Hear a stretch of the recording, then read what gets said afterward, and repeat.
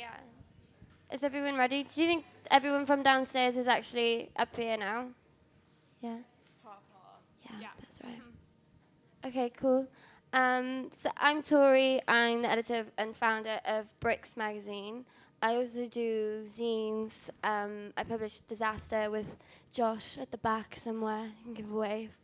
And I also work at a company that I built called Neighborhood. You guys? So I'm Ceilya. I'm editor of Typical Girls magazine. It's a team of three. So it's Chani. I work in TV production a bit at the moment as well, and I just graduated. So yeah. I'm Chani. I also work on Typical Girls. I graduated last year, and I do like freelance graphic design and Typical Girls. So. We just thought we'd talk about something today because all of the other publications were more businesses and our friends that worked in them. So we just wanted to have a talk that was more in a way of creating DIY content, basically. So it's something a bit more independent from another angle of how to make content that matters, basically. So do you want to just discuss briefly why making content that matters to you? So for me, I'm really interested in story and narrative. So making content that matters is making content that's maybe going against the mainstream media or going against like stories that we haven't heard as much. I think it's just important in general to have like good diversity in media. So that's like the main thing that drives me and why I wanted to be a part of Typical Girls magazine. Yeah, I'm kind of the same. I feel like the reason we started it was like a diversity problem. So I feel like we have this great opportunity. We're publishers, kind of. So I feel like we have to, it's our responsibility almost to like not waste it and make sure everything counts with what we're doing. To me, it was more of, I started BRICKS when I was in my final year of uni in Bristol. We had to make a publication as part of our ending module, but it was all actually supposed to be based on our own work. So we had to do the photography, the styling, everything ourselves. And as much as that's great, I was just like, well, that's actually not like realistic. If I was working in the industry, a magazine is like so many different voices. It's so many different personalities, everything. So it was just more of like a collaboration process for me in a way, a selfish way. Because when I finished uni, I just loved the fact that I could just meet students and make this publication. So it was actually kind of a selfish thing for me because I just wanted to carry on doing that after uni. I didn't want uni to stop in a way. So that's kind of like where BRICKS came from for me. But should we just talk a little bit about introducing the publications? Did you want to just introduce what you guys do? So yeah, but we're Typical Girls, and this is with Ceilya, which is our editor-in-chief as well.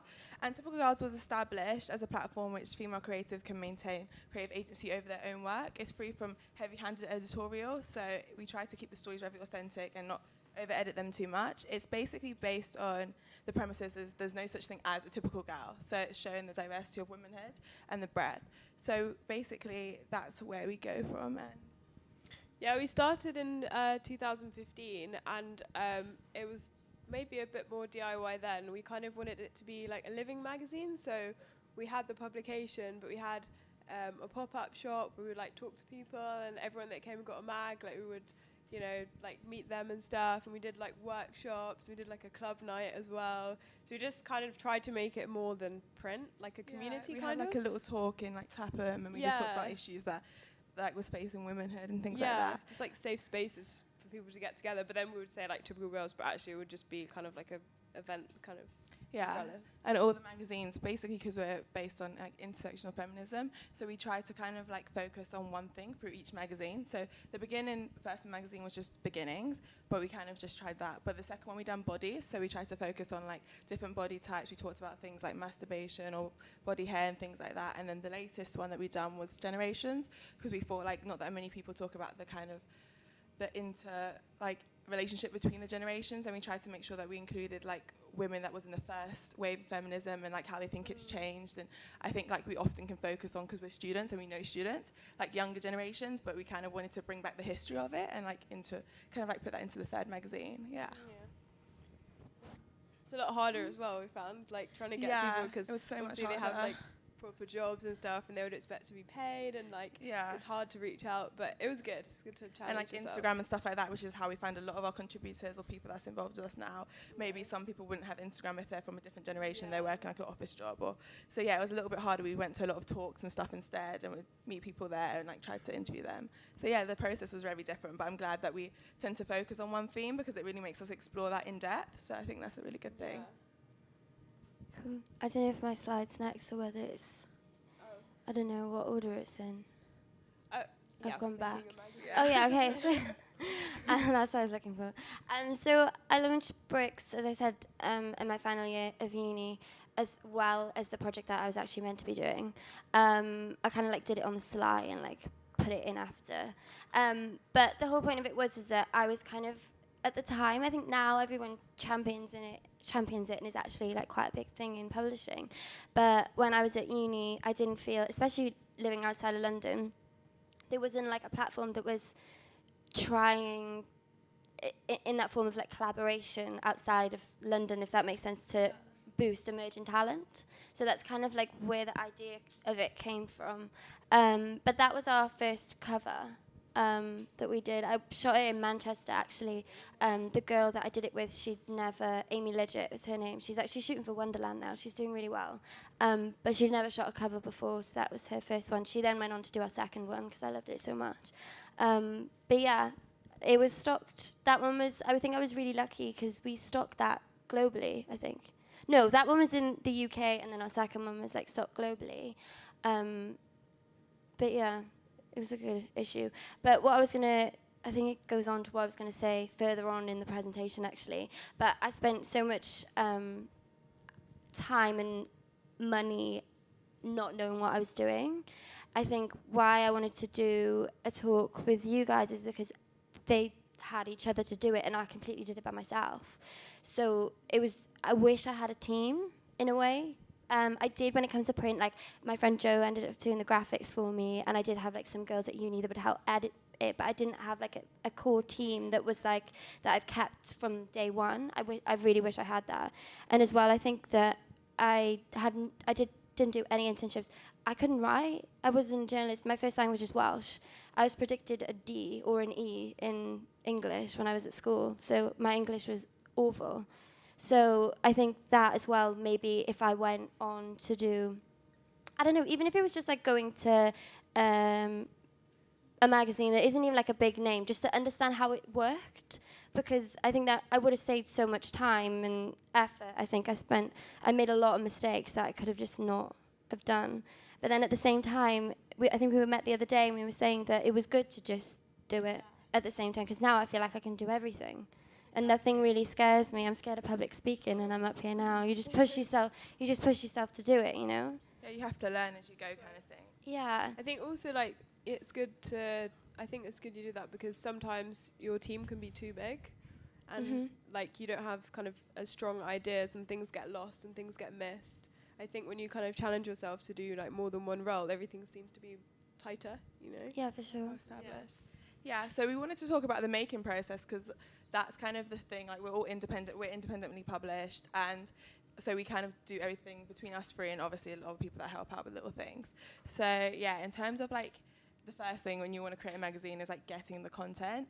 And the first time we obviously done it, it was like we didn't have like Instagram followers or anything like that. So it was a lot of just like asking people we know and students and things like that. But the process is like half people we reach out to that we think are really talented, and half people that kind of reach out to us and they have a story to tell. So we just wanted to say, like, for everything that we do in the magazine, it's just we think about the theme and how it goes together. It's always changing. It's not always the best content. It's kind of like what fits into the magazine. So for instance, we'll get sent like all these images by someone, and we'll just have to choose like one or two or a few of them, and that's kind of like a long process of like categorizing and sorting through the content. And then we'll sort of go on to design and branding, which is mainly your...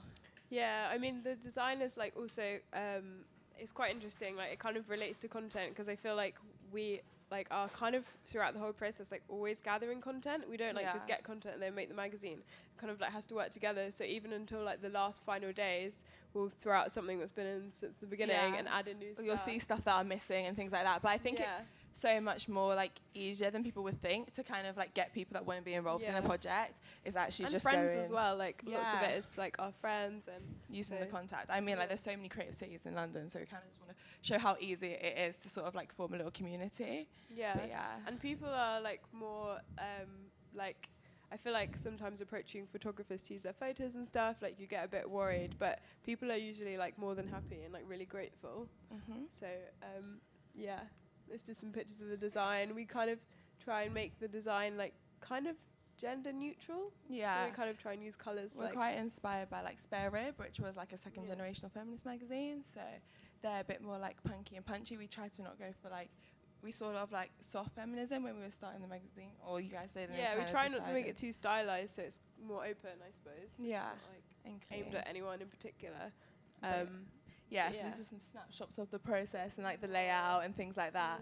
And then so we decided, obviously, Chani and Jamila decided to make the magazine print, and we don't have that much content online, and it's just us three kind of doing the like stockists and stuff like that as well. So this magazine has been like our most successful in terms of getting it stocked in like quite a few places in the UK. But it was literally like us with boxes. Well, we went to a few Zion fairs, had some contacts, and then we kind of like Googled like a lot of magazine shops in London, and we literally went with boxes, and we just like, hey, like I think it's so endearing for big companies. So did you stock it yourself? Like you did all the stocking distribution yourself? Yeah. So okay, literally, so like I wish I did that. Who did you get? I didn't do that. So the first one I did like a 64-page test print. I spent all my money on that.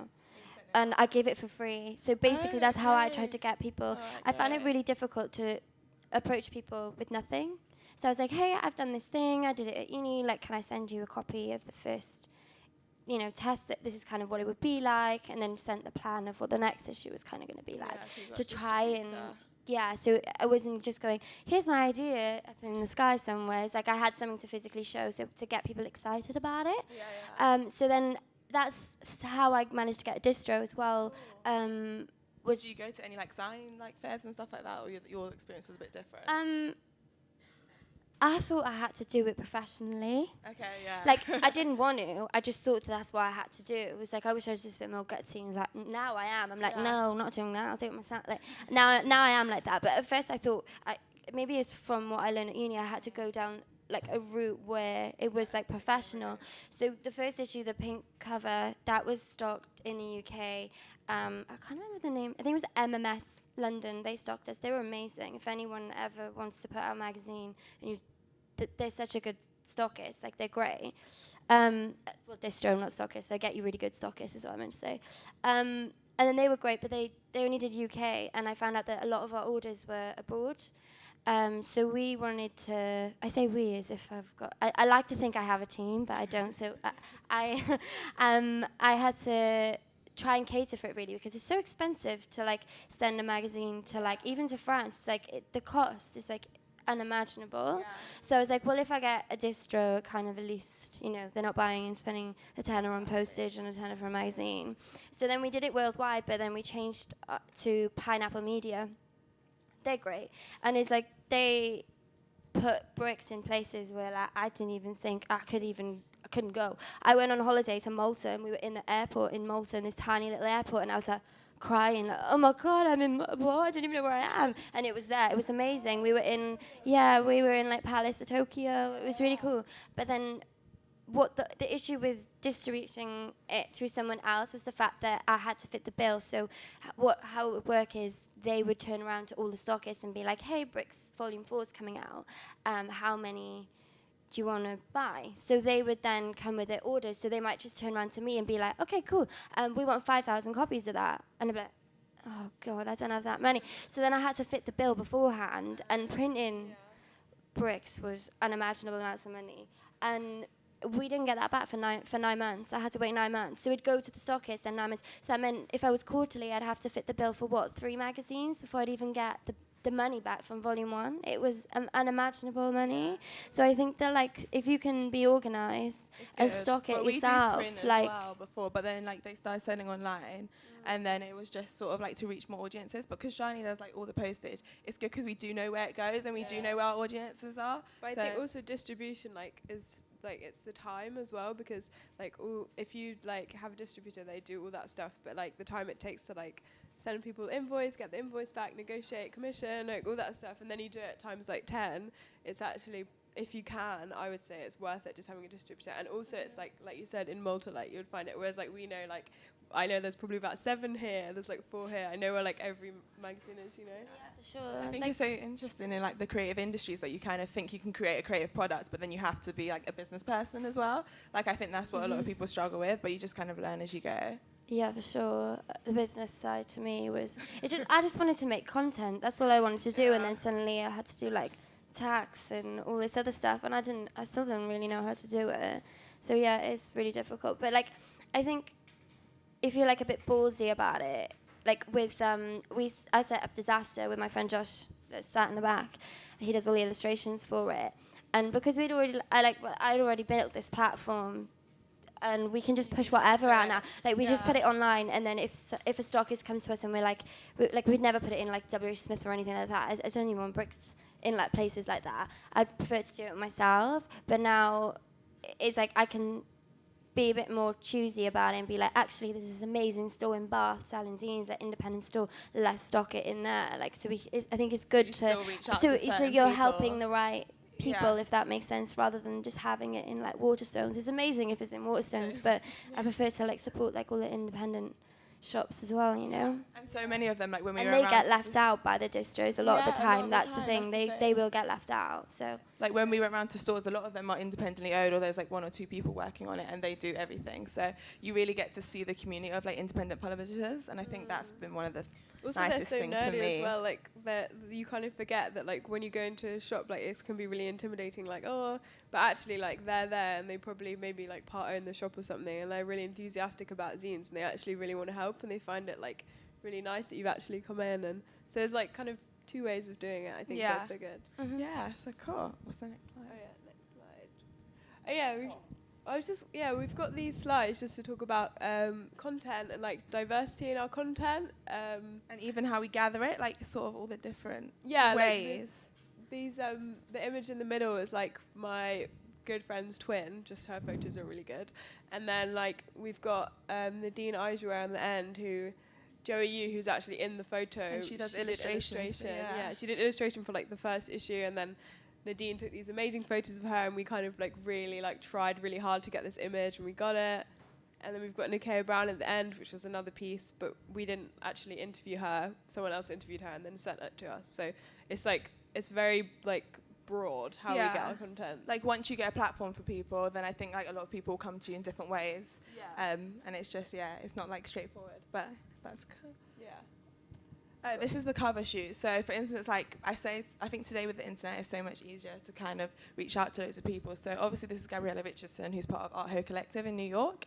And the way we got the cover shoot is literally like someone emailed us from New York and was like, I want to do a cover for you guys.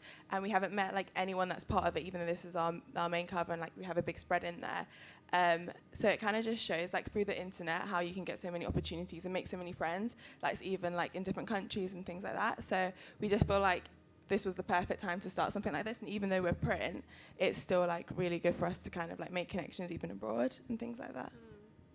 Yeah, I think also it's good like to have content from, if you can, like from just around the world, because your audiences are all different. And because I do the posting, I noticed like sending them out places, and it's probably like the makeup artist's auntie or something in like America that's like buying them. Yeah, it's actually quite nice. More people from the so USA. it kind of spreads out the like awareness of it. So yeah, if you're trying to get your content to be a bit more international, you can always try to collaborate with like artists from different countries. But yeah, if you're starting up. Yeah. Should we go to the next slide? I think. What is that? Oh yeah, I was just going to talk a bit about like magazines. I really like magazines. I like old magazines. I think they're really important, and I think also old magazines can be like really informative as well. So I've got some pictures here. I don't know if you know of this magazine. It's like a Black Panther Party like magazine, and they published it originally as like a kind of 4-page like newsletter thing, and then it like developed into a really good magazine. But the art's really amazing, and I think it's really inspiring. But I just put it in here because it talks about like why content matters, and I thought this is quite a good example of like content that actually like it really mattered at the time, and it was really essential. Because obviously now we don't really need, like, this is kind of a necessity. Obviously it's like really beautiful and like greatly illustrated, but we don't need like magazines now, I suppose, to like spread information or kind of. But but this is like quite a good example of that. Also, other magazines I really like, even if you don't like agree with what's going on in them, like it's still really interesting to look at like old like Good Housekeeping, Playboy, like all these magazines, because they give you like really good kind of like, I think they're better indicators of like times than maybe like news and stuff. Yeah. Ebony Magazine's also a really good magazine. They like would, it's kind of like a newspaper, but it's for like African American people, and they weren't like they would just publish like news stories, but like the journalists would be like people of color, and they would publish stories about like the space race or just like things that were happening at the time, but they would give like a completely different perspective on it, which maybe like we don't know. So that's also why I think like independent publications are really important, because they give you like a different perspective, maybe like this kind of feminist perspective or underground perspective of the time.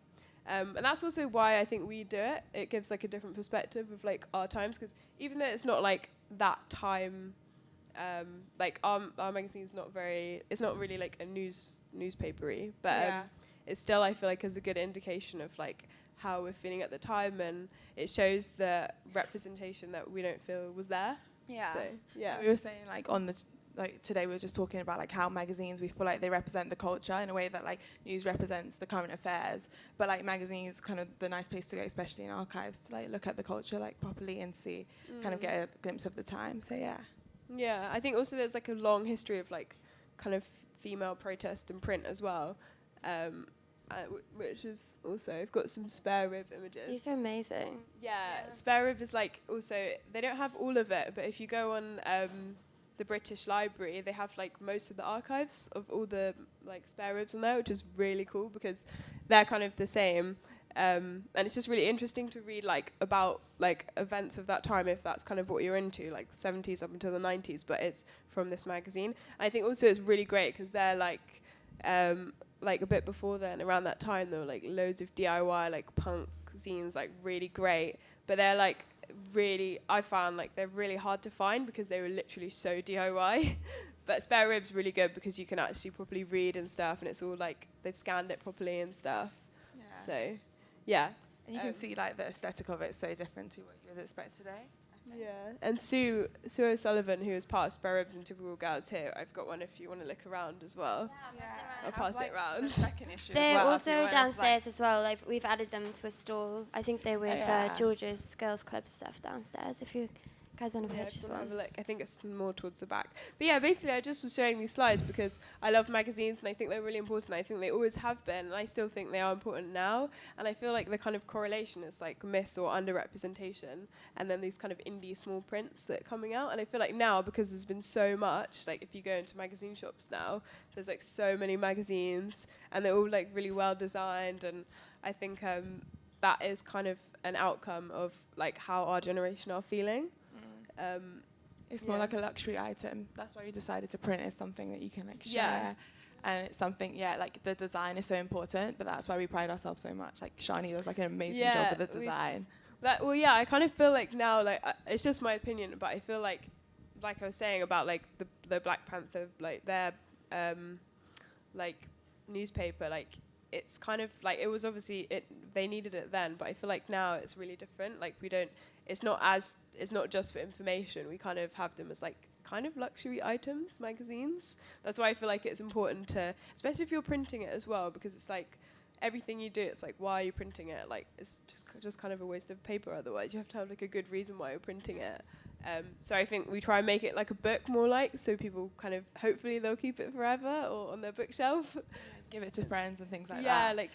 Instead of like throwing it away or something. And we feel like with printing as well, you can take it in more, and it's more of like a slow read and things like that. So yeah, it's like we can't encourage it kind of as a long read, but it doesn't mean like throwaway magazines are bad. It's just like what we try and do, and what and also we're annual, so, you know, which is, I don't think I'll be able to do any more, to be honest. It takes so long to do. But, Yeah. Okay. I'm going to talk a bit. So why I thought like content matters is I'm going to talk about changing the narrative. So my main thing is like telling stories, and like in university I was really interested in like discourse and the kind of like this is basically the narratives or stereotypes we're told through the media. So I just feel like it has like it's such a subtle thing, but it has like a bigger effect than we think. So for instance, just stuff like if a terrorist attack takes place and the terrorist is Muslim, it gets 5 times more coverage. So like little things like that you don't really think about, like go on to affect our stereotypes as well. Then the people that are the characters that are played in films and stuff like that. Okay, keep going. Oh, yeah. So yeah, and like stuff like the burqa ban for security reasons. I mean, like that shouldn't really be a correlation, but because the way we see like stuff in press, we kind of think, oh, it's a security thing, but it's just a religious garment. So yeah, I think like what we have to do, and with bloggers and social media and like independent publishers, what we're really doing at the moment is kind of like open up more dialogues, and now the mainstream media are also kind of getting on par with that, and the dialogues are opening. Like we like a lot more opinion stated like articles and things like this. So I think it's really good. I think like in general, a lot of really big world news events, it's like the way that they're shown in media, we don't really agree with it. So I think the role of like smaller medias is just to show like the other side of what they're saying, and to show the opinions and to show the individual stories. So these are just some examples that I really loved. Like BBC done this, like things to say someone who's wearing a burqa. Such a good video. Yeah, it's so funny, like definitely. And it's just like, it just takes it back to like these girls that are just like mostly like teenagers it seems, and they're like saying how funny it is when people think they're a ninja. And I don't know, I like these really like individual stories that people can relate to. You think like small publications have made an influence on like the media in this way? In this way, I feel like, and this is another one with ID. So Rowan Mackenzie's shot this. She's done a lot of work with us. And I think just like breaking the stereotypes that we see a lot and breaking the narratives, but I do think that it's all the work that people are doing on social media and bloggers and everyone that is writing just in their spare time that is kind of influencing the mainstream media now. And like I think it's kind of just been like the most diverse in all the big like in the BBC, and this is ID. So it's not like just us, but I think that like we're where it starts, if you know what I mean. So yeah, what's the next one? And then I wanted to talk about like, so for instance, we did the Dandelion Project, or we spoke about that, which is kind of just about like the dandy, like the Caribbean culture of being like stylish and kind of going against that stereotype of like the way in, especially American media, maybe you see like black males as violent, and then like this is like the complete opposite of that. It shows how they're stylish, it shows how they can be flamboyant and how they use their style to sort of like express themselves and be more free. And it kind of goes against like when it says like Trevor Martin was wearing a hoodie, so therefore, and like it goes kind of against that. So we kind of always try to pick up on stories that are like more individual. With the protest, we reached out to lots of people that were just talking on Facebook and like asked them to tell us like why they went that day, why they felt like the women's marches, and then we kind of like posted something about that. So yeah, that's like one of the main things that we try to do in the magazine. And that's why I think like content matters, because it can kind of counteract like lots of the main narratives that we see in media. So one of the things that I wanted to talk about with BRICKS was advertising. I think advertising, when you start as an independent publication, I feel it's like the hardest thing, because that's what's going to give you the finance to keep printing, to keep making content, to print's like extortionate. But for me, it was really important that I never really wanted my advertisers to ever manipulate my content. I feel with independent publications like ours, it's a blessing really, because we can push out whatever we want, and that's the beauty of it. That's what we wanted to do.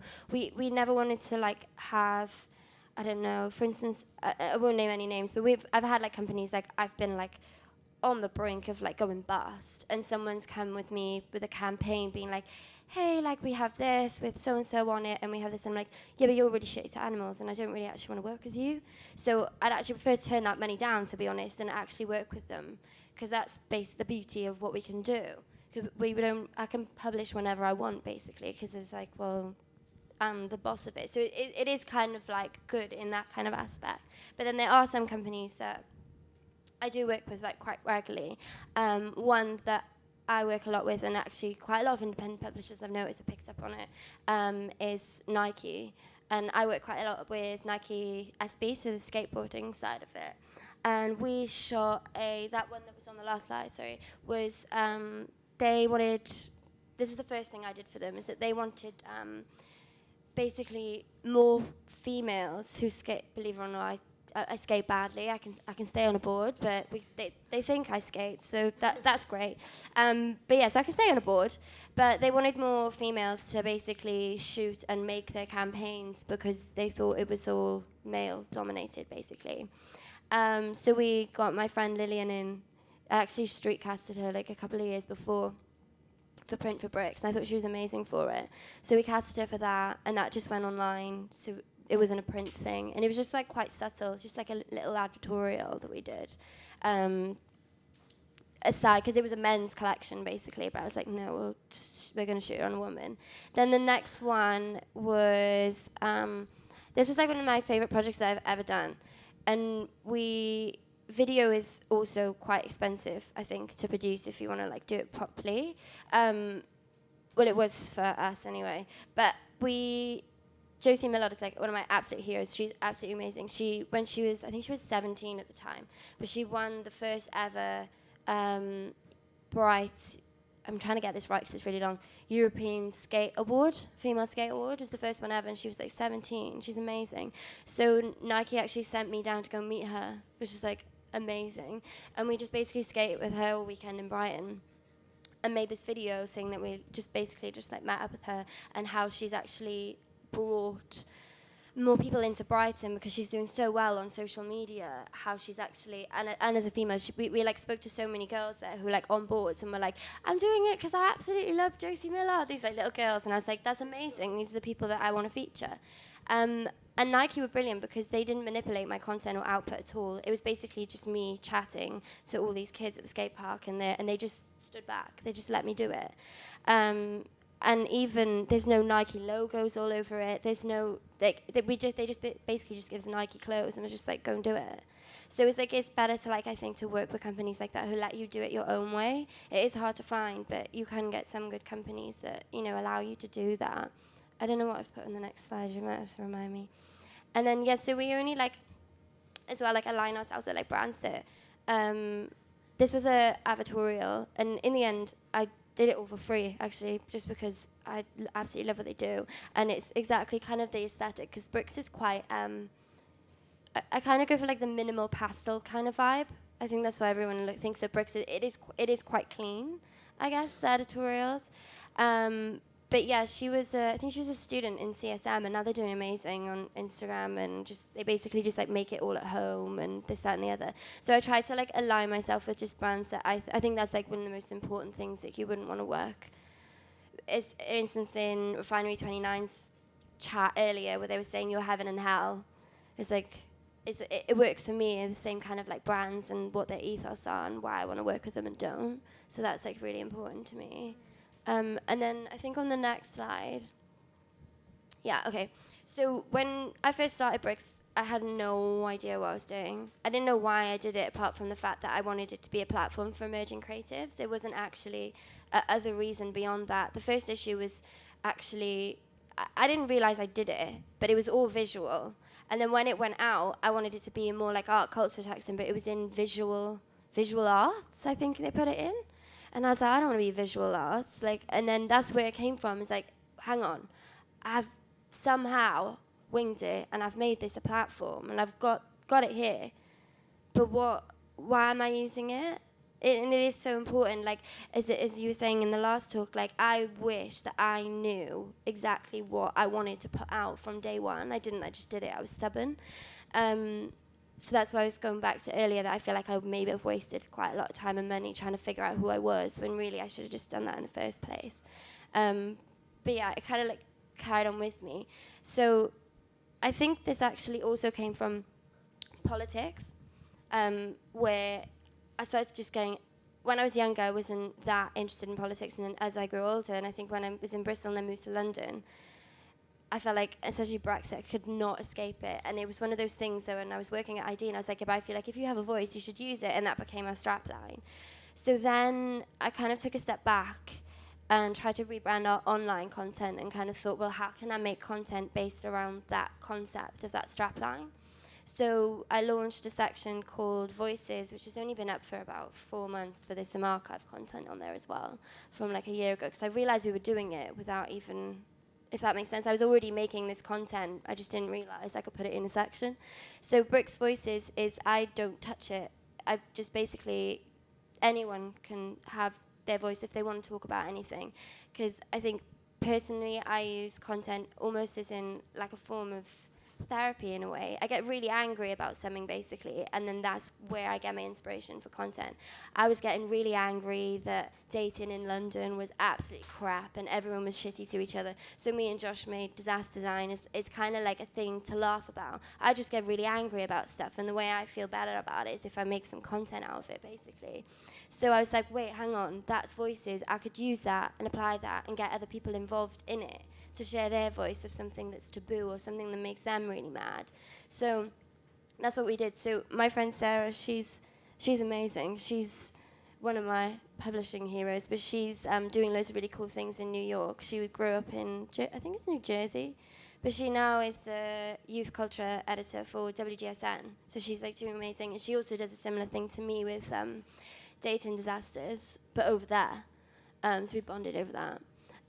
But she recently had surgery, and obviously the whole thing with healthcare and Trump and everything that's going on over there at the moment, she felt really like, she felt alone, that she didn't feel like, she's a writer, so she wanted to write all this stuff down, and she also didn't feel like there was a space that would not manipulate her content and just put it out as honest as it could be. And that's where I think this section became just really important. Then another girl messaged me anonymously, and I do know her real name, but she lives in Bristol. But she actually worked at a TV, like a dial-in porn TV, like Babe Station sort of channel. And she wrote this amazing essay of like what it was like, because she says, I'm a feminist, but yeah, I was filming porn, which was objectifying women, and what she learned from that. And I thought that was amazing. So it's like, I think it's my favorite section of BRICKS and what it really is, and it follows through on our Instagram with, we try and put quote cards up of why everyone does something. And now when we publish editorials, I try and get the photographer to be like, okay, so what does photography mean to you? Why do you like photography? Like, what does it mean to you? So there's always a discussion about everything we do now. So that's kind of why make a long-winded version of why making content matters to me. I don't know what I've put on the next slide. Sorry. Oh, I finished. Yeah. Okay. Has anyone got any questions for anything? I have a question for you. So, like, you started obviously with print, and then you went to online. So, for you, like, what are the differences? Like, would you recommend people here to start with online and then move to print, or because obviously we basically focus on print? So I did it a bit backwards. So when I first launched BRICKS, I don't think I even had a website properly. Like, we weren't really putting content online, and if we were, it was just the content that was already in the print. But the print was, because obviously we got, by the second one, we were stocked globally, and we didn't have money for marketing or anything like that. Only money that was, I keep saying we, the only money I had was for basically the print. But it was such a good way to market it, because it is his own form of advertising in itself if it's all over wherever. So then I started thinking that the hardest bit was print advertising. People honestly won't take you seriously until like issue 7 or 8, because there's so many prints now. And to take you seriously, I honestly feel like you need to get to like issue 7 and 8, and then people are like, okay, yeah, they're not gonna, fling it. They've gone over their 3-year mark or whatever it is that they say, that statistic, that you won't survive. I think it's something like 90% of new magazines don't survive after their 3rd year or something. It's something, don't quote me on that, but it's something around those lines. But yeah, so that was really difficult for me. And then what I realized, I was like, hang on, I should have a website. Like, and we could put out content quicker and more content that was timely than more towards things. Okay. So the reason I took a step back was, one, because I realized I could actually take a little bit of money to keep us going and get me out of debt from all the money I spent on print. So, but we are going to do another print. It's just, I think that it is really important to also have like an online platform to bring in money because that's actually what's going to pay for your print. I was stupid and thought my print was going to pay for the world, and didn't. It just got me into debt. And then online actually will make you money. So that was the difference for me, I think. Yeah. It's easier online. Yeah. Cool. Yeah. Hi. Do you want my mic? Hang on. I'll come to you. Is this the stretch? I've got the stretchy one. I was wondering, for most things within like sort of fashion and stuff, what do you think the most modest form of promotion is? Like with your magazines and everything else, how did you get to the point where people actually knew about it? Yeah, that's a hard one because I feel like you don't want to be pushy, and there's so many different brands kind of. I'll let you start. I think, is it for more like as a designer background? Like how, because I think yourself, for or? us was again, going back to one of the reasons why I started the publication, was that from like a fashion point of view, I think it's the same with the magazine, is that no one will really take you seriously unless you've got like credibility, if that makes sense. So for us, it was like really important that like our first issue was entirely graduate collections. Second, we mixed it. So I'd go to like Graduate Fashion Week and I'd scout clothes or designers that I liked, that I thought had like a really good ethos. They weren't just making clothes because they're like, I just like fashion. They had something to say. And then I'd like mix them with designers like, I don't know, I don't think I've ever done this, but like say for instance Alexander McQueen. Then they'd post that with the it ultimately boosted their credibility. So it was something that like took a lot of time, as well as like our social. It does take a lot of time, I think. It doesn't happen straight away. I think maybe if you did it in a background, for instance, so maybe now, or say for instance, like if me and Ashley did something together, we'd already have our foot in the door automatically. But if you're starting off young, it is like really hard to do. Yeah. I didn't even know what PR was. Yeah, exactly. I think if you mean for a product, maybe then it's just like meeting other people, getting other people involved that you think would also have like no different people from you. So for instance, like us doing the thing within New York, we get more people seeing it there. So I would say, because if you don't want to just be like, oh, like follow me back or things like this, just try to meet as many people as you can, and try to like, even when you're out, I know people that would like take pictures with who they're with, or they're like, and then they tag them, and then I don't know, like just try to meet as many people as you can and kind of do it through that. Yeah, that's what I was trying to say as well. Yeah, you was kind of saying. I just go off on a tangent. Is it actually happens but if it's like your personal like services, is that what you meant, or do you mean a product or yourself? It's broad. In general, yeah. I would just say like whatever you're interested in, try to know as many people as you can in that, and then people will support each other. And then once you kind of get the little hub of people that you know there, it tends that like other people come that just like your work, I would say. Yeah, for sure. Yeah. I think also like it's good to start small, because I feel like like loads of people, even in our first issue, like Rhoda McKenzie and stuff, and like if you like. I don't know they grow with you. They grow with you. So like so many people that we've like worked with like a few years ago now are like doing so well, and like they'll do us a favor, take us like a photo for free, or like, do you know what I mean? So like don't always feel like you have to apply for things or like send things to like the top, to like Days or ID or whatever. Like people. Literally just, it's good to start small, send your stuff to small zines or small blogs even. Like I think it's in a way better, because you kind of get this community, and if you're like the type of person that would do that anyway, the likelihood is that you're all gonna grow together, which is good. Exactly. Yeah. Does that answer it? Okay. I feel like we all answered that in completely different ways. Anyone else? Yeah, hi. My mic won't reach you, but you might have to shout.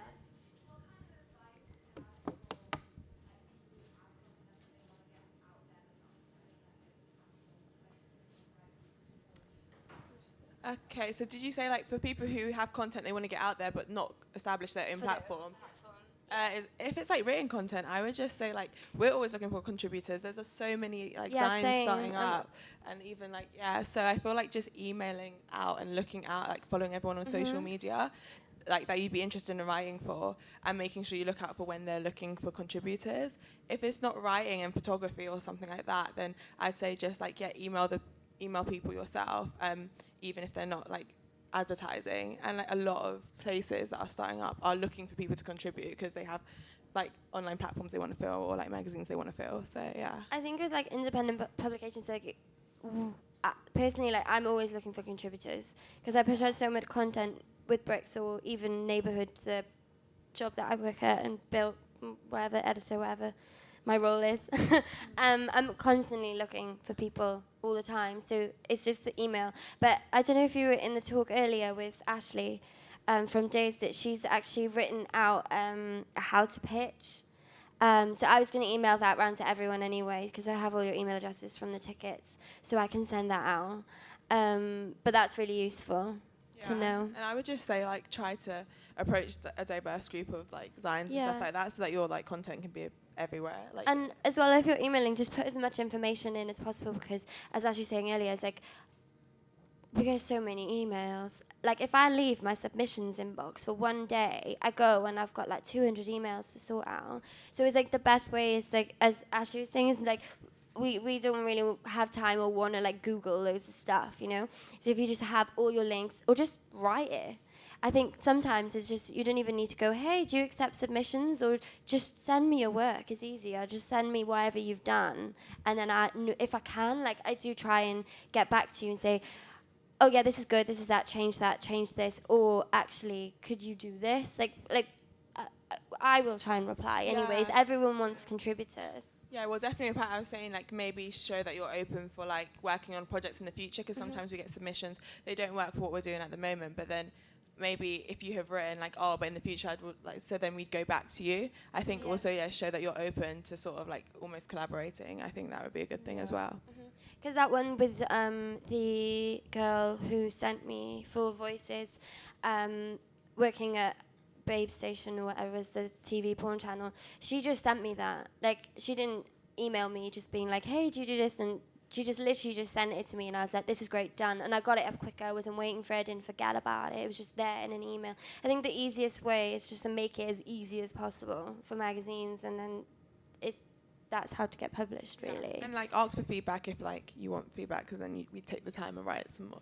Do you know what I mean? If you're sending it out and you just want feedback, you can also do that. For sure. If I've got time, people send me their blinking dissertations, and I look through them and send them back notes. It's so, because I love it. It's like, if I've got time, I will do it. Please don't all send me a dissertation later. But I do want to help as much as possible. And I think people who are in like independent, like we've done it all ourselves. Like I'm only like 24. I only graduated like 3 years ago. Like we're all like in the same boat. Like we're happy enough to help out and look at people's emails. 100%. Yeah. So like, obviously we don't have our email up there, but like ours is just hello@typicalgirlsmagazine.co.uk. So if anyone does want to contribute for our next issue or wants to ask us any questions or anything, then literally, I mean, just email us. But if you just go like Instagram Typical Girls Mag, then you'll come up, and yeah, like we're always open to like helping people. Anything else? I've got a question. How important do you think it is to be diverse in the platforms you use? Like, is it? Because I read a lot about people saying that Instagram might not be popular forever.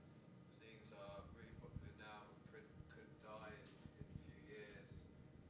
Websites are, I can assume, are going to be popular for a while. So if you're starting up, would you focus on trying to grow them all, or focus on trying to grow one stronger than the others, or? I think for me, which is why I took a bit of a step back from bricks printing, was website. I think if you can get a website, you always affiliate that with everything you do. Your Instagram connects to your website, your zines you buy on the website. So I think it's just trying to build that as a brand as much as possible. Then you can always start up like other stuff, if that makes sense. So this is a really bizarre example, but like my friend Erica Bose, she's basically was like a Tumblr star. That's basically what she did. And then when Instagram started, and that was a new platform, she already had this platform that she could just basically push all her followers over to that. So when Instagram started, she already had like 50K or whatever it was back in the day, and just built it up from there. And now because she's got such a big platform, now she's launched her publication, which I was saying wrong, is that it looks like Sukaban if anyone wants to look at it, but it's not Skaban. And she's launched that now but that's what I mean, is if you already have a platform, you can apply it to like other places. Like ours is like our Instagram. I get everything off that. I find content on it, everything, but you're right, it might not last forever. It might die out. Like Facebook's like, as I was saying earlier, it was like, it changes, like social changes so much in terms of, it all used to be like links. You still get click-through links, but video is like way more better, so you have to adapt to it. And I think that's the same with like various platforms. You just have to be open. Like if there's a new, even if it's not going to be massive, if there's a new like, I don't know, social app, just get it. Just get it. You don't know. It could be the next massive app. You don't know. At least you got your username. But you never really know. You just gotta keep using everything and utilizing everything as much as possible. Yeah, I kind of agree. I think Instagram is really good, but I think it's important to have your own thing, whether it's like poetry, photography, whatever, and have Instagram kind of as a reflection of it. Like, just have your thing. Because I feel like even sometimes people just email us just an Instagram account, and it's like, well, are you a photographer, or do you just have, you know what I mean? So I think it is really good and it's really powerful, but I think it's important to remember what your craft is, what your skill is, what you do, and then like use media to promote it or kind of as a reflection of it, not as the whole thing. Because I think it is quite clear when you go on someone's Instagram that, you know, maybe that they're not, they haven't been doing photography for a while, and they just are, I don't know how to like articulate my point. But yeah, I think it is good, it's important, but it shouldn't be your everything, kind of. Yeah. Like, as I said earlier, I think it was, I can't remember which talk with Ashley, was I literally don't care how many followers you've got. I literally don't care. Like, you could have 10, but your work could be absolutely amazing. Josh in the background over there, he didn't even have Instagram. We did Disaster, and people were like, who's this guy? And I was like, Josh, you need to just make it. Like, just make an Instagram. And now he's learned and he's done it. But he wouldn't even do it. He's like gone so red. Everyone look at him. Sorry, babe. But yeah, he didn't even have an Instagram. Still work with him. So it's like fine. It's like, I know people who are up north from like Barnsley or wherever it is. I don't even know where it is. And he's got like, I don't know, 1,000 photographers, and he's Burberry scouted him and working with him now. So it literally doesn't matter. Like, no one actually cares. It's just good that if you are a publication and you do have a lot of followers, the only thing that's great for me is that more people know and more people message me, and I can discover more of their work because they've heard of it. I think that's the only thing, really. But yeah, is there anything else? No? Cool. Oh, one, yeah.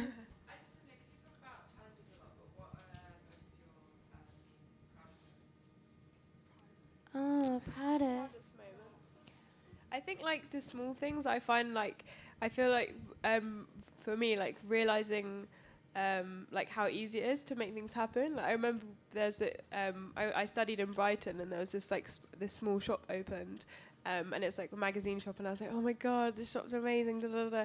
And then like just from talking to the guy in there, like a few months later, our shop was in the window, and I didn't even know how properly to use InDesign then. So it's like, I think it's when you like achieve things, you kind of think it's really hard to do things, and then actually you just have to be friendly, and like things happen, and you're like, oh, okay, cool. Now what? Kind of. Yeah. Today. I know that sounds really sad, but no, honestly, I was so scared of doing events. I tried to say, we've been doing this magazine for like 3 years, and I was like, no, I'm not doing events. But no, it's been like the best day, and I definitely want to do another one. And then aside of that, I think just seeing bricks in like Palace of Tokyo was like the most overwhelming thing that's ever happened to me. It's like one of my favorite places in the world, and I'd always go there when I was growing up. Like when you go on like school trips and stuff, and they take you to like Palace of Tokyo, and you go to the magazine shop, and it's like amazing, the bookshop, and then seeing something that I made was just like the most overwhelming thing that really. So I think just seeing your work out there is quite nice. Yeah. I really like when we do like Zion fairs, or we was in the Tate to sell the 3rd issue, and then just in terms of like when people come up to you and they tell you like they've bought like a few of the issues before, they've sent it over to like Canada, or they're sending it to their nieces, and kind of like that. I think I get really proud when they like people like tell you their personal stories, and they're talking with us, and they're just like randomly like, oh, how did you even find out about it? Because we're just like starting up, especially in the beginning. I feel like those are like the proudest moments when someone has like more of a personal relation, and you're like talking to someone, and they're like at the Tate fairs and the Zion fairs and stuff like that. I'm really excited. Very good. And do you want to ask a question? I was just going to ask about submissions. Do you strive for like exclusivity? Like, would you rather someone send you a submission that they haven't yet published anywhere? Yeah, for sure. So I don't know if that's the same with you guys. I think you only have like if you publish somewhere else, it's probably not so much with like artist features. Like for instance, we did with Chloe downstairs on Bricks. We put up some of her shots, but then like 2 days later, like Hunger put it up. So, but like we do that if it was just like an art piece or like a scene. But if it was like an editorial, then yeah, that would just like solely belong to Bricks, if that makes sense, and we'd publish that, or anything for the print that would be solely ours. Because we sell the magazine, so you don't want them to be able to get like the same kind of content everywhere online. Like we want it to be exclusive to the magazine. So, but obviously, if you send something to us and you've sent it to a few people, and someone else picks it first, like that's fair enough, because obviously, like that'll be fine. So it's not like you have to like wait for one to print it, but yeah, usually I think most magazines are like that. Anything else? What time are we on? 4? Oh, we did it. That's fine. That went really quick. Thanks so much, everyone. We're going to hang around for the next 5 minutes.